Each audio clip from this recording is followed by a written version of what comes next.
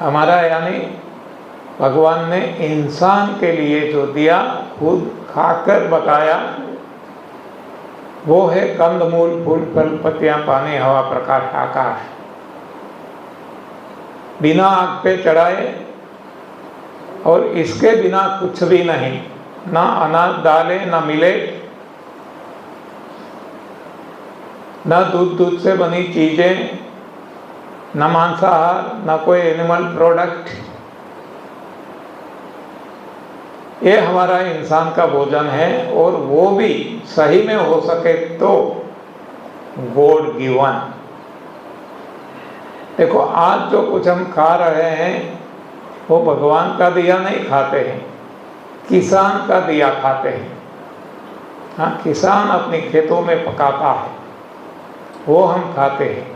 और जब किसान पकाता है तो वो रासायनिक खाद डालता है, वो पेस्टिसाइड का उपयोग करता है, वो कीटनाशक दवाइयों का उपयोग करता है, वो केमिकल्स ऐसे कि जल्दी वो फसल मिल जाए, जल्दी पैसा मिल जाए, इसके लिए कोशिश करते हैं।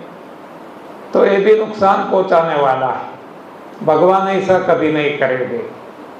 अन्य सारे प्राणी जो है वो भगवान का दिया होता खाते हैं, और हम सब किसानों का दिया हुआ और इंडस्ट्रियलिस्ट का दिया हुआ खाते हैं। ये भी एक रोगों का बहुत बड़ा कारण है।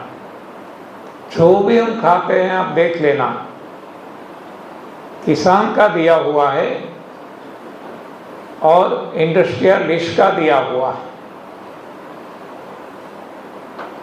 ब्रेड बटर खाते हैं, बेकरी प्रोडक्ट खाते हैं, दूध से बनी चीज़ें, डेयरी प्रोडक्ट खाते हैं, ये सारा इंडस्ट्रियलिस्ट का दिया हुआ है। चीनी खाते हैं, गुड़ खाते हैं, आटा बना के ये सारी फैक्ट्री में बनता है ना, और किसान का दिया हुआ, दोनों गलत है। लेकिन दोनों एक साथ रातों रात हम बदल नहीं सकते। तो कम से कम जितना बदलाव हम कर सके इतना तो करें। इंडस्ट्री का दिया हुआ तो बंद करें, चीनी ना खाए, गुड़ ना खाए, बेकरी प्रोडक्ट ना खाए, डेयरी प्रोडक्ट ना खाए। बहुत सारी चीज़ें आज चिप्स, ये वो, हाँ, कितना बाजार में इंडस्ट्रियल प्रोडक्ट मिलता है जो हम खाते हैं। तो इसमें भी रसायन का उपयोग होता है जो हमें नुकसान करता है। चाहे किसान का बनाया हुआ खाए, लेकिन इसको भी आग पे न चढ़ाए, जैसा मिलता है वैसा खाए। हमें पता है कि इसमें केमिकल खाद से ही बनाया है, वो कोई ऑर्गेनिक नहीं है। हमें पता है कि केमिकल से इसको पकाया गया है। हाँ, कच्चा आम है, केमिकल स्प्रे कर देते हैं, 2-3 दिन में पक जाता है। कच्चे केले हैं, केमिकल में डुबो देते हैं, 2-3 दिन में पक जाते हैं। नहीं तो इनको पकने में शायद 8-10 दिन लगते। लेकिन जल्दी पैसा ले लेना है, अपनी जेब में डाल देना है, तो अपने स्वार्थ के लिए सारी दुनिया को हम मारते हैं। जानते हैं फिर भी करते हैं, ऐसा नहीं कि हम नहीं जानते। किसान भी जानता है और हम भी जानते हैं, और जानते हुए भी खाते हैं। मजबूरी है, क्या करें, कहाँ जाए। एक गलत फहमी है, गलत ज्ञान है, भ्रांतियाँ हैं, इसलिए खा रहे हैं। दूसरा मजबूरी है। मान लो मुझे पता चल गया, आज 32 साल से मैं भी किसान, मुझे गॉड गिवन खाना है, लेकिन कहाँ जाओ, कहाँ ढूंढने जाओ। गॉड गिवन तो मिलने ही वाला नहीं है। वो तो वो भाग्यशाली है इंसान के अलावा जितने भी प्राणी हैं वो भाग्यशाली हैं कि उनको गॉड गिवन खाना मिलता है, उनको सब कुछ प्राकृतिक मिलता है, हवा भी खुली, प्रकाश भी खुला, हाँ, सब कुछ खुले आकाश के तले उनको सब कुछ मिलता है। और हमने ऐसा जटिल हमारी जीवन शैली बना दी कि हमें अच्छा सही प्राकृतिक कुछ भी मिलता नहीं। जानते हुए भी मजबूरी है, हम नहीं खा सकते। मान लो 32 साल से तो मुझे पता चल गया, मैं सारी दुनिया को बताता हूँ, मुझे गॉड गिवन ही खाना है, किसान का बनाया हुआ नहीं खाना है। कहाँ से लाऊं मैं? बाजार में जो कुछ मिलता है किसान का बनाया हुआ मिलता है, तो कम से कम मैं इतना तो कर सकता हूँ कि इसको आग पे ना चढ़ाऊं। कम से कम इतना तो कर सकता हूँ कि कम से कम समय तक फ्रीज में रखूं। हाँ, हफ्ते भर रखते हैं, 15 दिन, महीने रखते हैं, एक दिन, हाँ, जितना हो सके इतना तो सुधार कर सकते हैं। कम से कम इतना तो कर सकता हूँ, इसको काटे नहीं, मिर्च मसाला ना डाले, नमक आदि ना डाले, जितना हो सके इतना तो बदलाव करें। और एक ना एक दिन हम आगे बढ़ते जाएंगे, आगे बढ़ते जाएंगे, और हो सकता है कि हम प्रकृति की गोद में चले जाएं। समय लगेगा, जैसे मैंने पहले भी बताया था, मैं बहुत कुछ खाने वाला था, ये लड्डू, गुलाब जामुन, सब कुछ। आज वो खाना मेरे लिए जहर सा बन चुका है, जो मैं अमृत मानता था, अब खाने की इच्छा ही नहीं होती। तो ये बदलाव आता है जब समझदारी बढ़ती है और जब परिणाम मिलने लगता है। अब एक कंदमूल, फूल, फल, पत्तियाँ, ये सब कुछ खाने लगा जो यहाँ आपको दिया जाता है, ऐसी वानगी, ऐसी रेसिपी, ऐसे व्यंजन बना के मैं खाता था।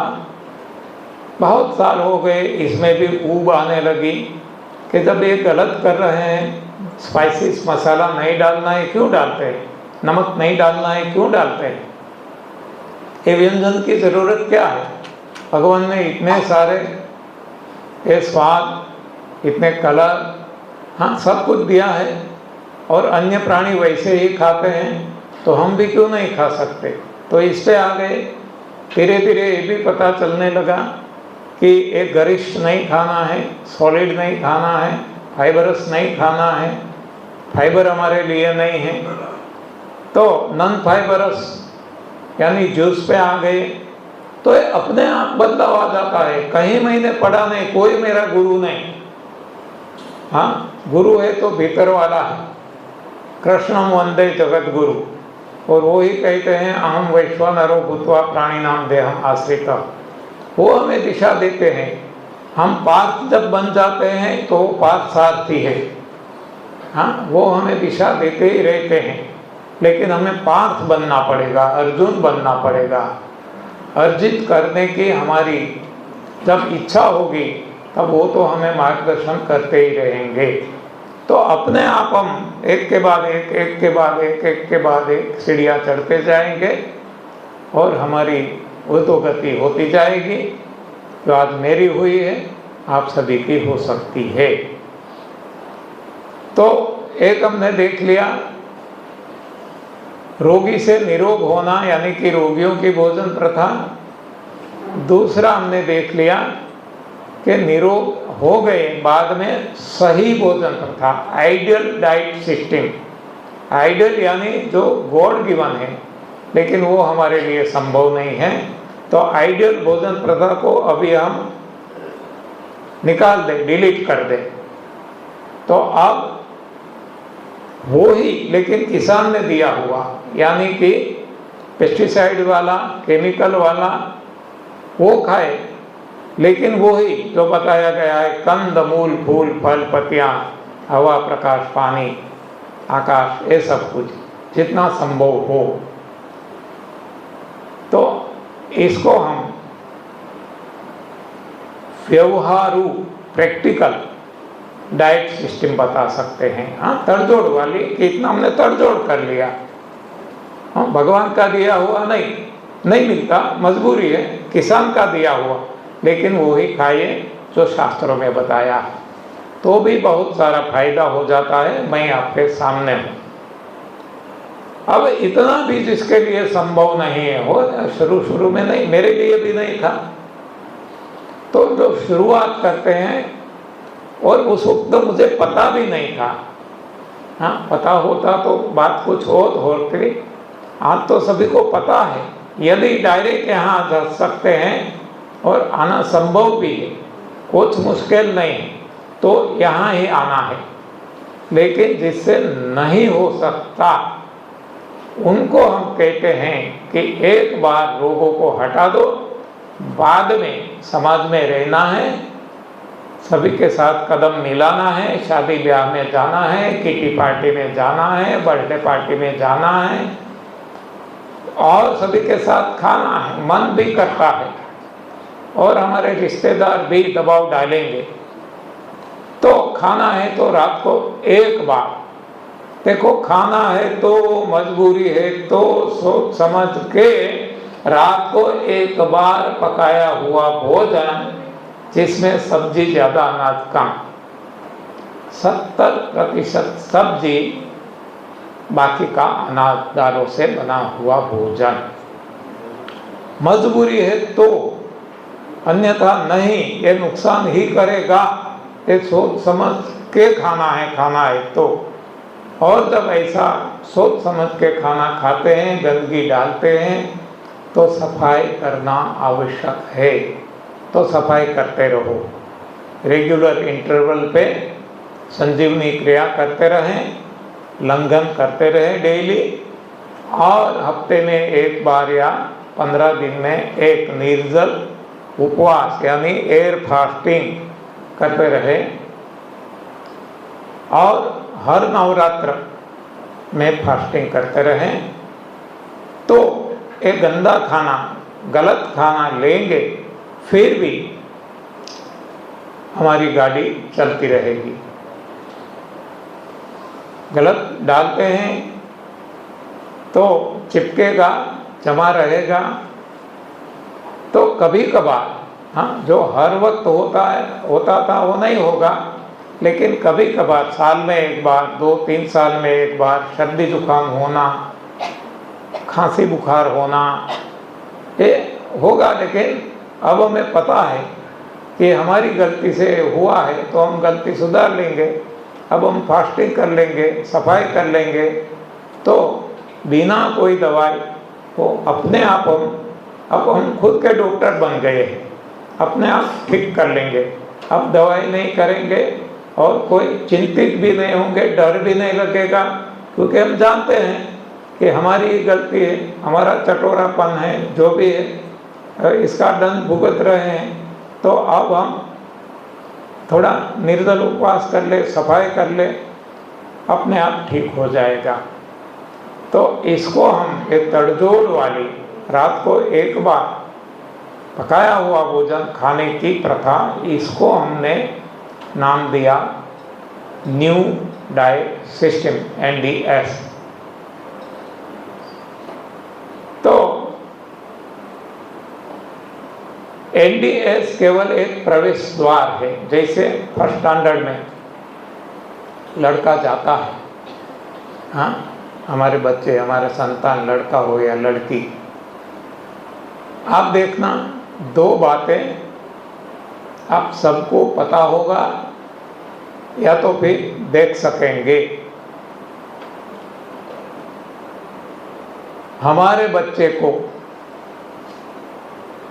हम जब पराई माँ का दूध पिलाते हैं, चाहे गाय का हो, भैंस का हो, भेड़ बकरियों का हो, डेयरी का हो, किसी का भी, कोई भी बच्चा सारी दुनिया में पराई माँ का दूध पीना नहीं चाहता। आप अभ्यास कर लेना, कोई भी बच्चा, वो भागता है, वो राजी नहीं है। लेकिन हम गलत फहमी से ग्रसित है, गलत ज्ञान विज्ञान से दूध को संपूर्ण आहार मान के दूध के बारे में कई सारे विटामिन, प्रोटीन, कैल्शियम, फैट, ये सारी बहुत सारी भ्रांतियों के कारण हम भी दूध पीते हैं और हमारे बच्चों को बलात् पिलाते हैं, ज़बरदस्ती पिलाते हैं। तो एक बात ये आप नोटिस करना, आज तक तो शायद किया नहीं किया, अब नोटिस करना कि सारी दुनिया में कोई भी बच्चा पराई माँ का दूध पीना नहीं चाहता। दूसरा एक नोटिस कर लेना कि कोई भी बच्चा सारी दुनिया में स्कूल जाना नहीं चाहता, कोई भी। हाँ, क्योंकि बच्चे को पता है कि यहाँ गलत ज्ञान ही मिलने वाला है। ये तो हम उसको ऐसा मानते हैं कि वो तो नादान है, इसको क्या पता। लेकिन बच्चा क्या कहता है? हाँ, वो है ना एक फिल्म की, पप्पा कहते हैं बड़ा नाम करेगा बेटा हमारा, ऐसा काम करेगा, मगर यारो कोई न जाने मेरी मंजिल है कहाँ। पप्पा कहते हैं, हाँ, ये पप्पा को तो बदनाम किया है, मम्मी ही कहती है। हाँ, पप्पा तो कहाँ, घर पे रहता ही नहीं, कहाँ भटकता रहता है सारा दिन। हाँ, मम्मी ही जो, हाँ, तुझे पढ़ना है, तुझे डॉक्टर बनना है, तुझे इंजीनियर बनना है, हाँ, चल स्कूल जा, समय हो गया, चल लेसन कर ले। अरे ये क्या बना दिया है। हाँ, बाद में बच्चा डिप्रेशन में आ जाता है, सुसाइड कर लेता है, तो इसके लिए जिम्मेवार मम्मी है, पापा है, समाज है, ये शिक्षा है, गलत शिक्षा। और कोई भी बच्चे पे ऐसा कोई जुल्म कोई भी प्राणी करता है तो देख लेना। हाँ, तो आगे वो कहते हैं अंत में कि मुझे तो प्रकृति की गोद में खेलना है। देखो, हर किसी की ख्वाहिश होती है, हर बच्चे की। किसी को स्कूल जाना पसंद नहीं है और कोई माँ बाप ऐसे नहीं हैं कि जो दूध जबरदस्ती नहीं पिलाते और जबरदस्ती स्कूल नहीं भेजते। हाँ, यहाँ से ही उनकी जीवन की यात्रा गलत दिशा में ये समाज ले जा रहा है। और ये सारा समाज, ये जो अभी अभी आया ना, आर्टिफिशियल इंटेलिजेंस ही है, आजकल की नहीं है, ये तो इसका रिजल्टेंट है। AI जब से हमने ये सब कुछ शुरू कर दिया, तब से AI शुरू हो गया है। आर्टिफिशियल लाइफ हमने बना दी है, सही लाइफ अन्य प्राणियों की है। छोटा सा जीव ले लो, अमीबा से लेकर और बड़ा हाथी, मगरमच्छ तक, वो सही में अपना प्राकृतिक जीवन जी रहे हैं। और हम जो है, हम आर्टिफिशियल ही जीते हैं। सब कुछ आर्टिफिशियल, सब कुछ। हाँ, हंसते हैं तो भी आर्टिफिशियल, रोते हैं तो भी आर्टिफिशियल, सब कुछ दिखावा। हाँ, सही कुछ रहा ही नहीं, क्योंकि खाते ही हैं आर्टिफिशियल। तो प्रकृति की गोद में जितना हम जाएंगे, रहेंगे, मौज मज़ा मस्ती आनंद से जिएंगे। हाँ, वहाँ ना कोई पैसे की ज़रूरत पड़ेगी, ना किसी की ज़रूरत पड़ेगी। जब हम अन्य प्राणियों की तरह समझ में आ जाएगा। देखो, ये कोई मूर्ख तो नहीं थे, जितने भी तपस्वी हो गए, आप देखेंगे जैनों में जितने तीर्थंकर हैं, वो पहले सम्राट थे, किंग थे, महाराजा थे।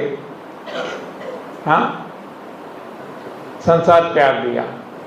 अरे सारी सृष्टि के मानव के पूर्वज मनु से मानव या मानवी ऐसा नाम पड़ा। तो हमारे पूर्वज वो भी महान सम्राट थे, उन्होंने भी राजपाट छोड़ दिया और जंगल में चले गए और वहाँ जाकर भी भोजन क्रमशः त्याग कर दिया और प्रभु प्राप्ति की।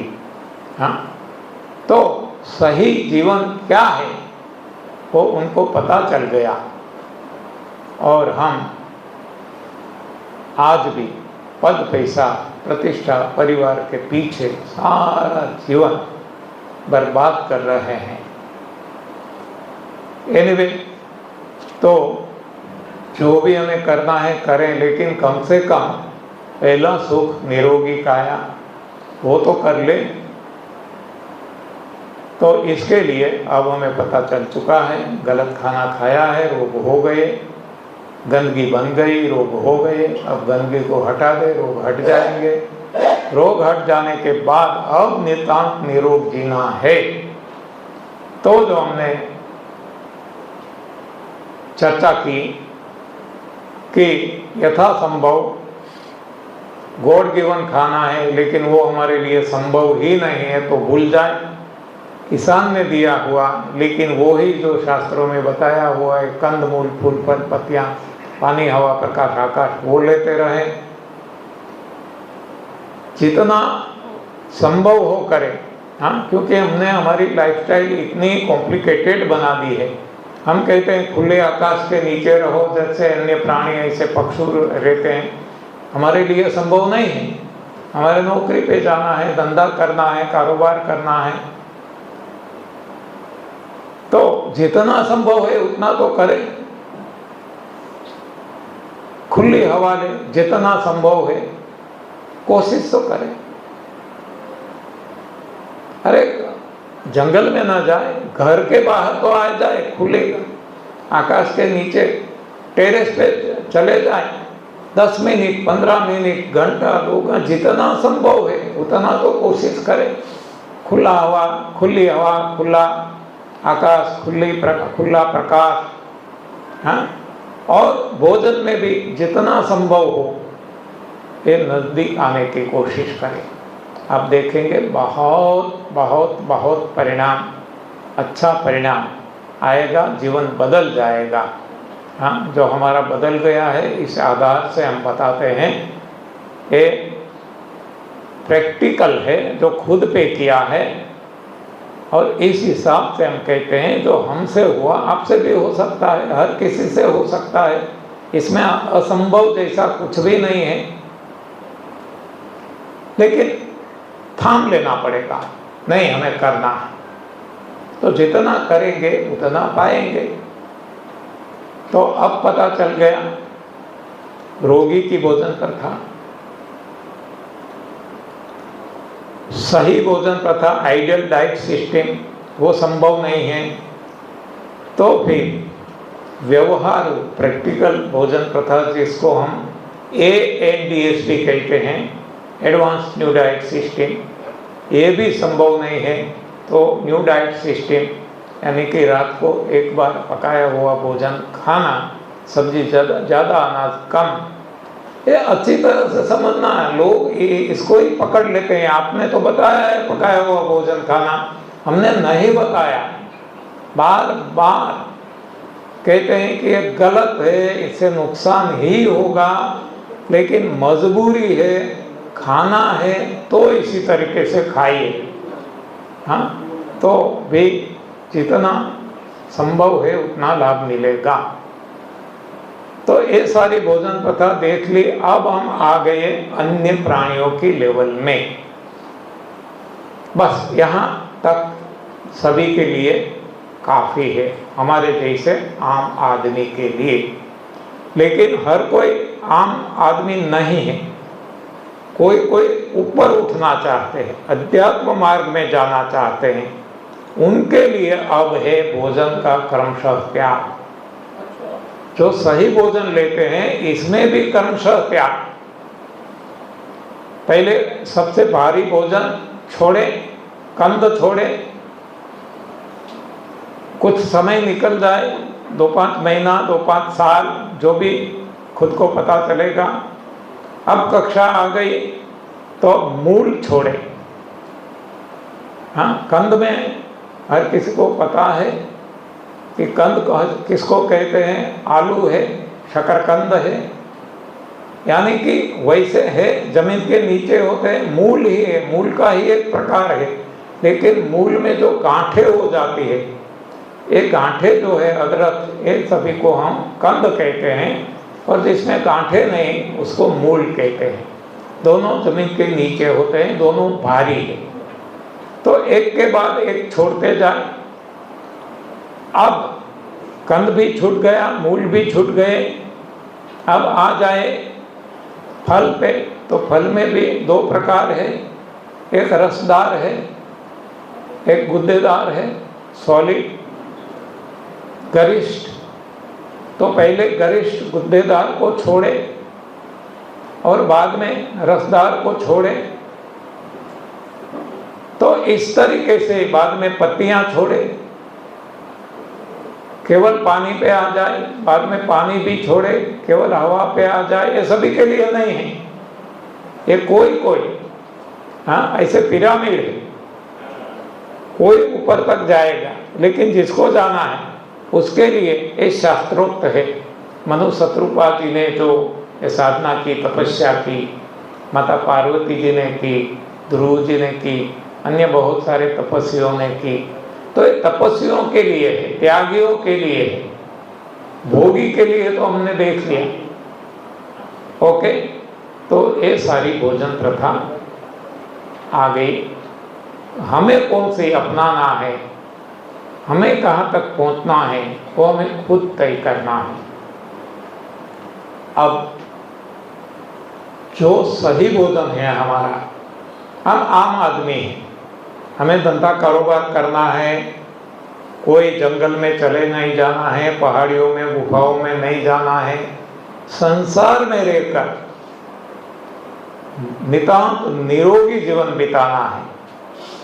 तो उनके लिए जो हमने ANDS बताया वो भी नहीं हो सकता। ANDS वहाँ तक रहें और उपवास करते रहें, सफाई करते रहें। अब जो सही भोजन है, इसमें भी हमें पता होना चाहिए कि जो कंद मूल फूल फल पत्तियां पानी वो खाने पीने की चीजें हैं, तो इसमें कैटेगरी, हर किसी में हम कैटेगरी लगाते हैं ना। मानो अर्थ उपार्जन करना है, पैसा कमाना है, तो एक सूत्र दिया गया है पहले के ज़माने में, आजकल का तो नहीं है। तो वहाँ क्या सूत्र है कि उत्तम खेती, मध्यम व्यापार, कनिष्ठ नौकरी, ये 3 कैटेगरी पैसा कमाने के लिए उस वक्त में थी। आज थोड़ा इधर उधर, लेकिन वो 3 कैटेगरी है। हम सब इंसान हैं, भगवान के बनाए हुए, तो इंसान में भी 3 कैटेगरी है। तो ये 3 कैटेगरी जो शास्त्रों में बताई है वो राजसी, तामसी और सात्विक, इस हिसाब से बताई गई है। और तरीके से आसानी से समझने के लिए उत्तम इंसान हम जिसको कहते हैं, हाँ, सात्विकी उत्तम, वो उत्तम इंसान कौन है? ऋषि, तपस्वी, गुण से। हाँ, वैसे तो वही हमारे जैसे ही इंसान है, 2 हाथ 2 पैर, आंखें कान, ये सब कुछ भगवान ने ही बनाया हुआ है। लेकिन वो जो राजसी, सात्विक, तामसी कहते हैं, उस हिसाब से इनका जो स्वभाव है कुछ सात्विक है। सरोवर तरुवर संत जन, चौथा बरसे मेघ, परमारथ के कारणे चारु दरिया दे। तो सरोवर तरुवर संत जना, संत, ये संत की तुलना किससे की है? सरोवर से। तरुवर यानी पेड़ पौधे से। सरोवर तरुवर संत जन, चौथा बरसे मेघ, मेघ यानी बारिश। वो सभी ने परोपकार के लिए जन्म धारण किया है, परोपकार के लिए वो अपना जीवन बिता देते हैं, खुद के लिए नहीं। हाँ, वैसे हम गाते हैं, लेकिन किसके भाग में वो वहाँ पहुँच सकते हैं कि अपने लिए जिए तो क्या जिए अपने लिए। हाँ, तो ज़्यादातर हम अपने ही लिए जीने वाले हैं, जबकि ये संत हैं वो औरों के लिए जीने वाले हैं। हाँ, उनका कोई निजी स्वार्थ नहीं रहता, बस परमार्थ। तो ऐसे सद्गुणी जो है, सद्गुणी है, इनको हम संत कहते हैं, और वो उच्च कोटि के इंसान हैं, उत्तम। अब मध्यम हमारे जैसे कि औरों के लिए भी थोड़ा सा जीते हैं, और परिवार के लिए, खुद के लिए स्वार्थी जीवन हम जीते हैं, परमार्थ भी है। यानी स्वार्थ और परमार्थ दोनों हैं। ऐसे जो हम हैं, इसको हम मध्यम कोटि के इंसान कहते हैं। तीसरे जो है कि जो केवल खुद के लिए जीते हैं, औरों के लिए उनके दिल में कोई स्थान ही नहीं, न प्रेम, न करुणा, न वात्सल्य, कठोर जो है, गुंडे जो है, असामाजिक तत्व। तो ऐसे लोगों को हम कनिष्ठ कैटेगरी में रखते हैं। ऐसे जो लोग हैं त्रासवादी, आतंकवादी, उनकी स्थिति कैसी हो जाती है? कौवे जैसी। हाँ, हमें पता है ना कि जो कौवा है वो मेंढक को बार बार चोंच मारता है, परेशान करता रहता है, और मेंढक जो तड़पता है, इससे उसको आनंद आता है। तो ये सारे जो असामाजिक या कहें गुंडे या तो त्रासवादी, आतंकवादी, उनको आम जनता को तड़पाने में मजा आता है। हाँ, उसको तो कोई लाभ नहीं होता है, फिर भी हमारी तड़पन देख के उनको आनंद आता है, ऐसी उनकी मानसिकता है। तो एक कनिष्ठ कहते हैं। तो भोजन में भी ऐसे 3 कैटेगरी हम लगा सकते हैं। भोजन में जो पचने में आसान है, जिसके लिए कम से कम शक्ति, कम से कम समय देना पड़ता है, ऐसा भोजन जो श्रीमद् भगवत गीता में अध्याय 17 श्लोक 8 में बताया है, वो है रसयुक्त आहार, रसाहार, रस, च्यूस। च्यूस को पचाने में भी कम समय लगता है, और इसमें से कुछ बचता भी नहीं है, तो निकालने में भी कम ताकत, कम समय लगता है। तो इसको हम उच्च कोटि का भोजन कह सकते हैं। उच्च कोटि का भोजन है रस। मध्यम कोटि का कि जहाँ रस भी है, दल भी है, करिश है, गुद्देदार है, सॉलिड पोर्शन भी है और लिक्विड भी है। ऐसे सब कुछ जो हमारा भोजन है, कंदमूल, फूल, फल, पत्तियां जो भी है, जैसे कि चीकू, पपीता, सेब, ऐसे बहुत सारे हैं। तो ये सारे,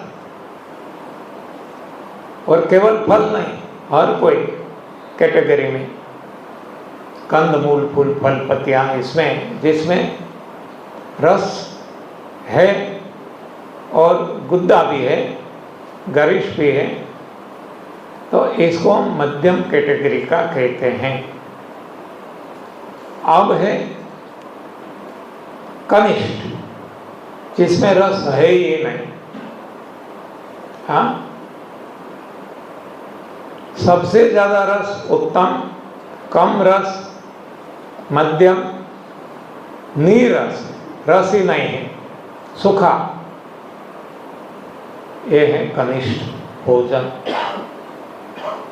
सूखे मेवे, हाँ, कोई रस नहीं, और रस तो नहीं है, लेकिन जो हमने देखा परपीड़न वृत्ति वाले ऐसे कि रस के जगह नुकसान करने वाला ऑयल वहाँ है, ये ऑयली पदार्थ, ये नट, सारे नट्स, ग्राउंड नट हो, मूंगफली, काजू, बादाम, पिस्ता, अखरोट, जिसमें रस नहीं है, तेल है, वो इंसान की तुलना में देखे तो रसयुक्त हमने देख लिया, अंगूर, मौसमी संतरे, ये सारे संत समान हैं। बाकी जो हमने देखा पपीता, चीकू, केले, सेब, ये मध्यम कोटि के इंसान हमारे जैसे हैं। और सूखे मेवे जहाँ तेल है वो गुंडे, त्रासवादी, आतंकवादी जैसे हैं। हाँ, तो अब हमें तय करना है, गुंडे, आतंकवादी, त्रासवादी की भी जरूरत है, तभी तो भगवान ने बनाया। हाँ, हमारे जैसे की भी जरूरत है और संत की भी जरूरत है। तो जितनी जरूरत है, भगवान ने ये सारा रंगमंच बनाया है, हम सब कठपुतली है, नचाने वाले वो है। तो नाटक तब जमेगा कि जब राम है तो रावण भी होना जरूरी है, कृष्ण है तो कंस का होना भी जरूरी है। हाँ, कोई एक्टर है तो वहाँ विलन होना भी जरूरी है, नहीं तो नाटक नहीं जमेगा, पिक्चर नहीं जमेगा। तो एक पिक्चर है, नाटक है, और कुछ नहीं है। हाँ, तो सभी की जरूरत है, भगवान ने बनाई तो ये सब कुछ हम खा सकते हैं, लेकिन विवेक से। तो इतनी बातें हो गई। कल हमने बताया था कि देह के रोग के बारे में तो हमने डिटेल डिस्कशन किया, सारे रोगों का कारण हमने गंदगी बताई, और गंदगी का निवारण यानी सफाई करेंगे तो रोग हट जाएंगे। तो अब इंद्रियों के बारे में बात करते हैं। इंद्रियां जो हमारी है, कर्मेंद्रिया, ज्ञानेंद्रिया, इनके रोग है कमजोरी। कमजोरी है यानी कि आँख की रोशनी कमजोर हो जाना, सुनाई कम देना, हाथ पैर कम काम करने लगे, थकान लगने लगे, ये इंद्रियों के रोग है। और उनका कारण गंदगी है, एसिड, और एसिड बनता है एसिडिक आहार से, गलत आहार से जो हम खा रहे हैं। सारा जो कुछ हम खा रहे हैं, दूध से बनी चीज़ें एसिडिक है, मांसाहार एसिडिक है, यानी एनिमल प्रोडक्ट सारे हमारे लिए एसिडिक है। हाँ, वो ही मांसाहारी प्राणी के लिए एसिडिक नहीं है, वो उनके लिए जहर नहीं है, उनके लिए अमृत है, लेकिन हमारे लिए जहर है। तो आग पे चढ़ाया हुआ एसिडिक है, अनाज, दालें, मिलेट सारे वो एसिडिक है इंसान के लिए। वो ही पक्षियों के लिए एसिडिक नहीं है, उनके लिए बराबर है, डिजाइन फूड है। तो अब एसिड को हटा देंगे तो कमजोरी हट जाएगी।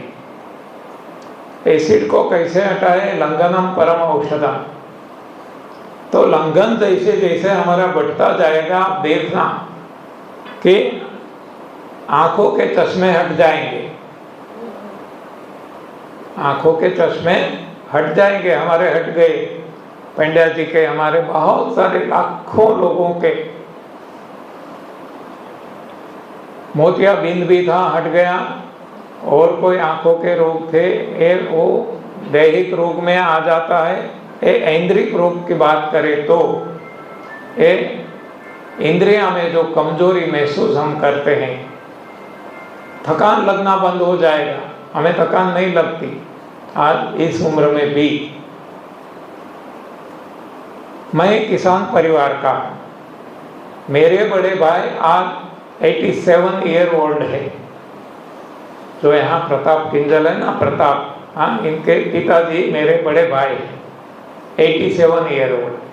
वो हेडमास्टर थे प्राइमरी स्कूल में।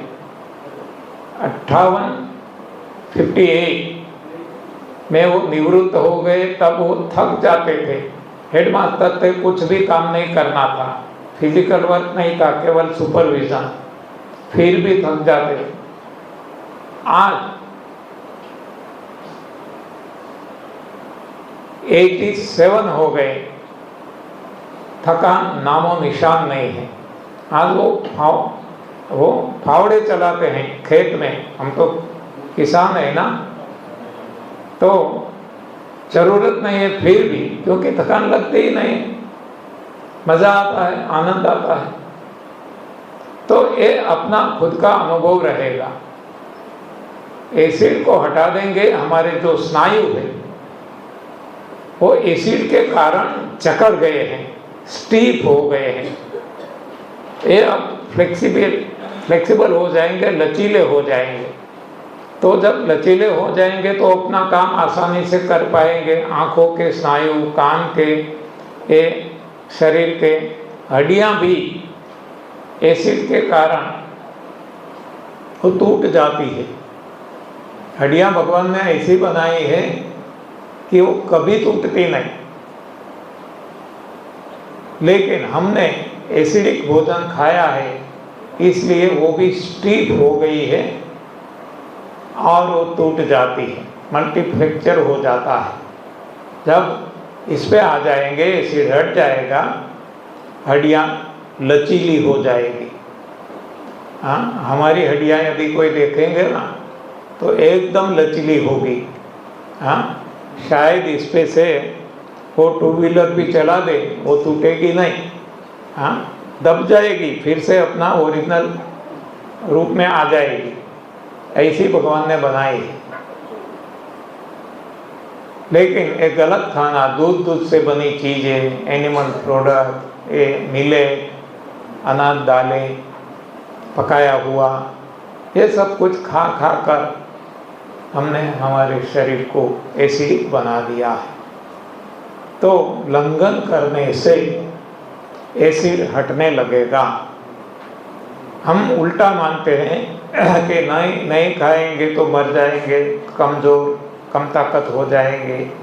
ऐसा कुछ भी नहीं है, गलतफहमी। करेंगे तो पता चलेगा। अब है तीसरा रोग, मन का। मन का रोग वो है मेंटल टेंशन, डिप्रेशन।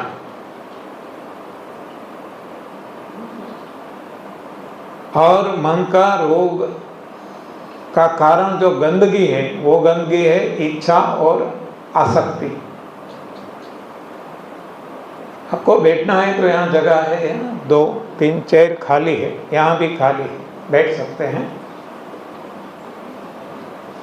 जहाँ भी खाली है आप देख लो, बहुत सारी चेयर्स खाली है।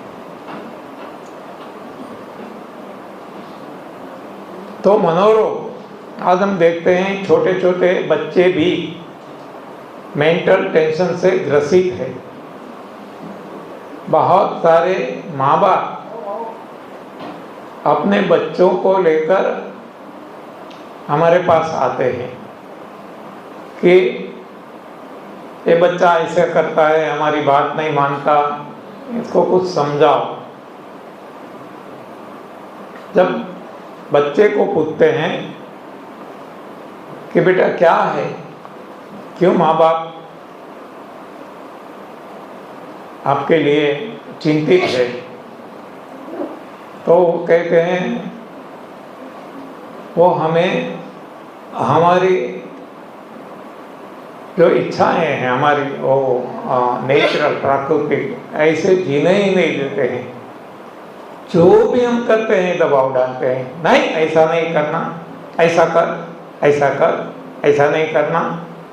हाँ, तो हम इससे इतना वो फील करते हैं कि हम डिप्रेशन में जा गिरते हैं। तो समझाना है आपको तो हमें नहीं, माँ बाप को समझाओ। माँ बाप कहते हैं बच्चे को समझाओ, बच्चे कहते हैं माँ बाप को समझाओ। हाँ, तो ऐसी स्थिति हमने आज बना दी है। हर कोई मनोरोग से ग्रसित है।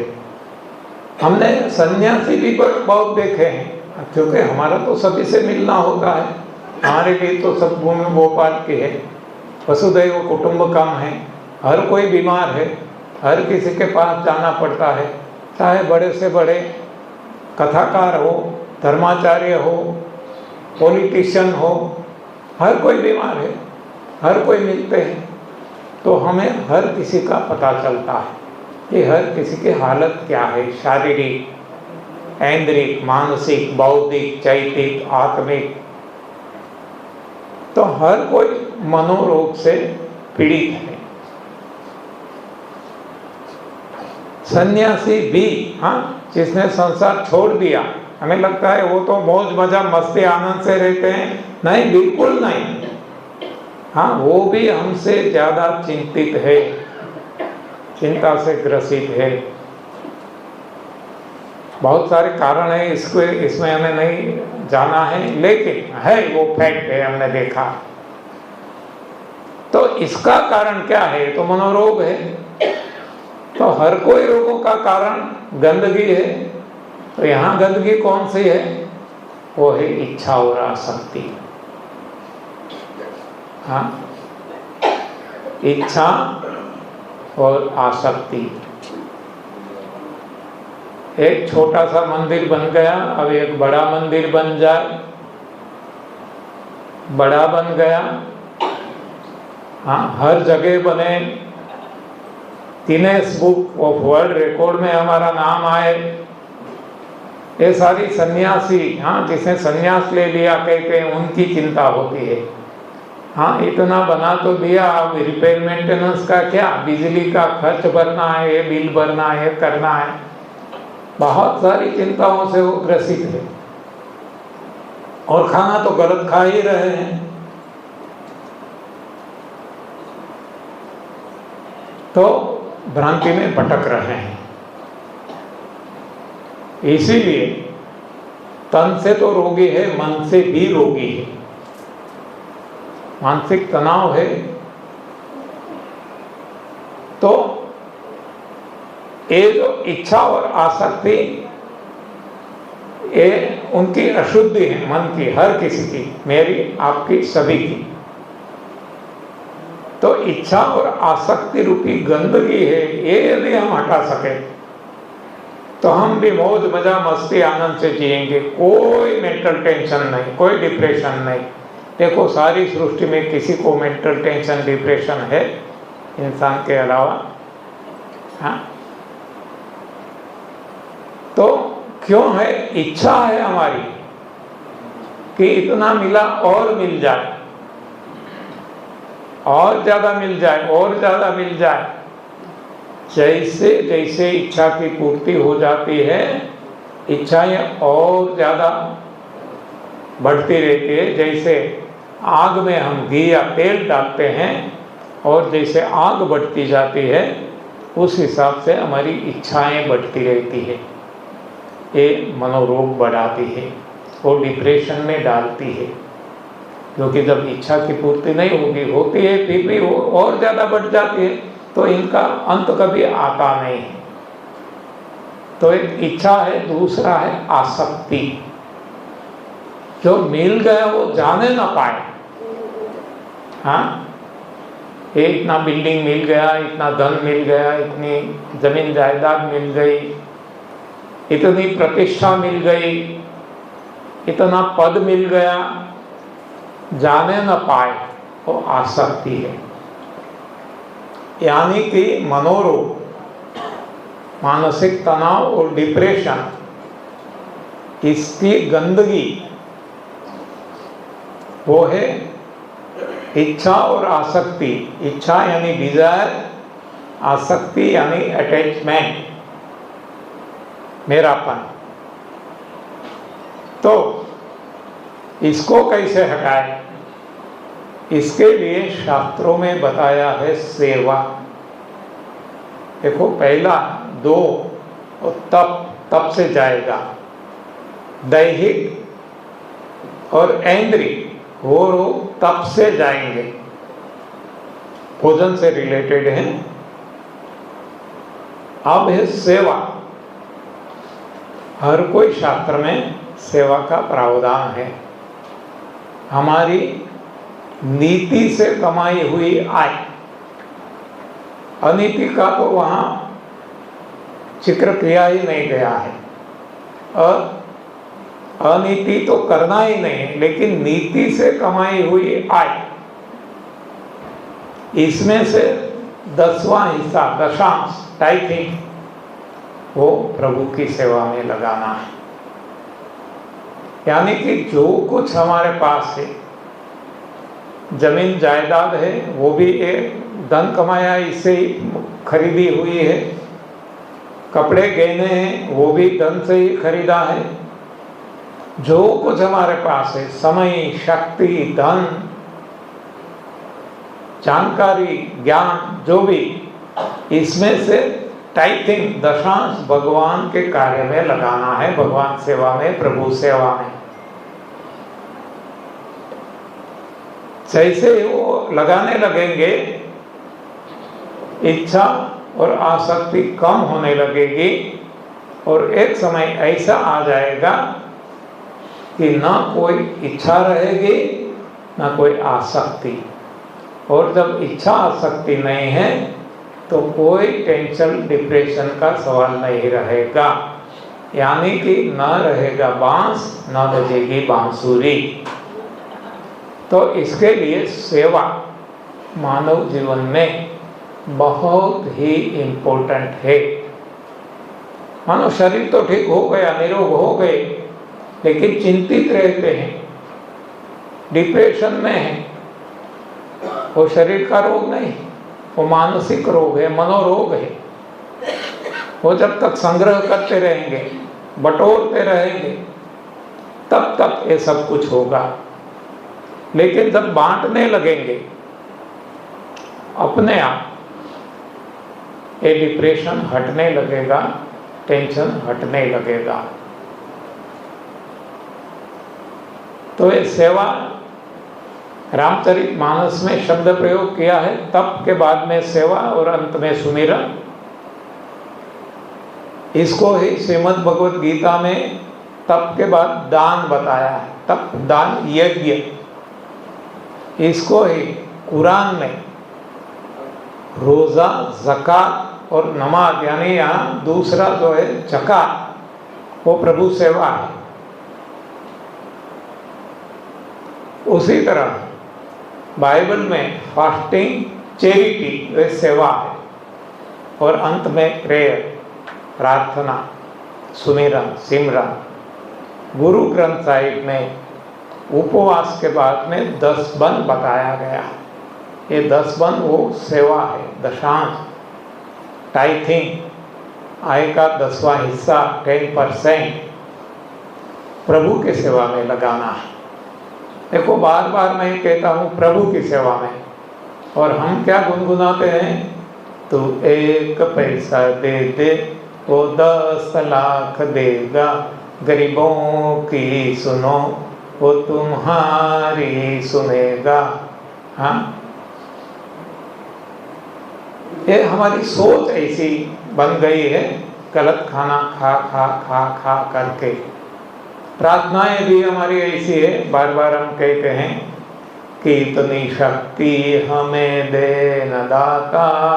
कोई भी इंग्लिश में, हिंदी में, उर्दू में, मराठी में, वो भी सारी दुनिया की कोई भी भाषा में आप प्रार्थना देखेंगे तो मांगते ही रहते हैं, प्रभु से मांगते ही रहते, मांगते ही रहते, इतना दे दे, ये दे दे, वो दे दे, ये कर दे। हाँ, तो इसलिए भगवान ने जन्म दिया। तो हमें भिखारी नहीं बनना और ना भिखारियों को देना है ना गरीबों को देना है। वो भिखारी बने, गरीब बने, क्योंकि उनके कर्म ऐसे हैं। हाँ, हम क्या भिखारी को देकर, गरीबों को देकर उनकी गरीबाई हम मिटा सकते हैं क्या? उनके कर्म ऐसे, उनका फल वो भुगत रहे हैं, तो क्या नहीं देना? यदि गरीब बनना चाहते हैं तो अवश्य देना, यदि भिखारी बनना चाहते हैं तो अवश्य देना, क्योंकि नियम ही है प्रकृति का कि action and reaction is equal and opposite in direction. ये प्रकृति का, फिजिक्स का नियम है, लेकिन प्रभु का नियम कुछ और है। जो भी देंगे, जिस भाव से देंगे, वो ही हमें मिलेगा। पैसा देंगे, पैसा मिलेगा, कपड़ा देंगे, कपड़ा मिलेगा, गहने देंगे, गहने मिलेंगे, जमीन जायदाद देंगे, वो मिलेगी, भाव देंगे, भाव मिलेगा। जो भाव से देंगे वो भाव से मिलेगा। यदि गरीब के भाव से देंगे हम गरीब होंगे, यदि भिखारी के भाव से देंगे हम भिखारी होंगे। लेकिन हमने दिया है, पैसा दिया है, तो पैसे मिलेंगे। हाँ, लेकिन जो मन की स्थिति वो भिखारी ही बनी रहेगी। इसको समझाने के लिए किसी ने बताया है कि एक भिखारी राजा के पास जाता है। उस वक्त राजा चाहता है देव पूजा अर्चना के लिए, कहता है अभी मैं आया पूजन अर्चन करके, तू यहाँ ही रहना।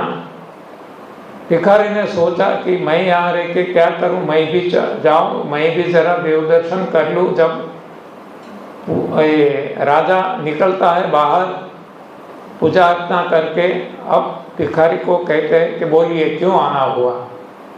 तब भिखारी ने जो जवाब दिया, राजा चौंक गया। भिखारी ने बताया मैं भिखारियों को भीख नहीं लेता। हाँ, राजा कहते क्या तू मुझे भिखारी समझता है? भिखारी कहते हैं मुझे माफ करना, मैं तो एक छोटा सा भिखारी हूँ, आज का मिल गया। हाँ, कल की चिंता नहीं करता, लेकिन तूने तो भगवान के पास क्या क्या नहीं मांगा। मेरा साम्राज्य इतना बढ़ जाए, मेरे साम्राज्य में धन धान्य हो जाए, बारिश हो, ये हो जाए, वो तो बहुत बड़ा भिखारी है। तो यहाँ वो प्रकृति का नियम समझाने की कोशिश है कि उसने दिया भिखारी समझ के किसी को, तो जो धन दिया वो धन कई गुना ज़्यादा अनगिनत इनफाइनाइट करके उनको राजा बना दिया, सम्राट बना दिया। लेकिन उनकी मानसिकता से मांगने की, भिखारीपन वो नहीं गई। वो और ज़्यादा मांगने लगा, और ज़्यादा मांगने लगा। तो ये वृत्ति है, तो ये नहीं जाएगी। यानी कि हमें देना है तो कण कण में प्रभु व्याप्त है। हाँ, वो हमारे लिए भिखारी नहीं है, वो हमारे लिए जरूरतमंद नहीं है, वो हमारे लिए गरीब नहीं है, वो हमारे भगवान हैं, उनके हमें सेवा करना है। ऐसा भाव आएगा तब वो हमारे लिए ना गरीब है, ना जरूरतमंद है, ना भिखारी है। तब हमें जो मिलेगा वो हमारी इच्छा आसक्ति को खत्म करेंगे और हम निजानंद में जिएंगे। तो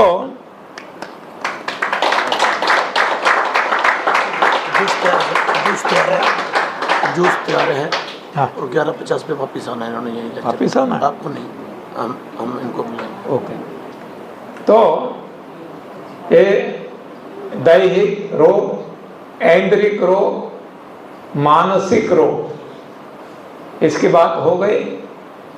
अब है बौद्धिक रोग। बौद्धिक रोग है अज्ञानता, जो है कुछ का कुछ और दिखता है कुछ का कुछ, जो कहते हैं ना, वो अज्ञानता है। जो स्कूल कॉलेज में जो पढ़ाया जाता है वो इंफॉर्मेशन टेक्नोलॉजी हम कहते हैं ना, IT, वो इंफॉर्मेशन है, ज्ञान नहीं। ज्ञान भीतर से आता है। तो जिसको ज्ञान पाना है उसके लिए ध्यान है। ध्यान, मेडिटेशन, प्रेयर, प्रार्थना, नमाज, जो भी हम नाम दें, तो ये जब जीवन में आएगा तब सही ज्ञान भीतर से प्रस्फुटित होगा। तो ये सारे रोग देख लिए। अब है आत्मा। आत्मा माया से ग्रसित है, तो आत्मा का वो आवरण हटाना है, वो गंदगी हटाना है, मैं और मेरापन हटाना है। तो वहाँ तप, सेवा, सुमिरन से आगे भगवान ने जो बताया है, माम केवल शरणम व्रज, मेरी शरण ले ले। तो ये शरणागति का भाव, इससे आत्मा हमारी निर्दोष हो जाएगी, माया हट जाएगी, आत्मा और परमात्मा का मिलन हो जाएगा, और वो ही है योग।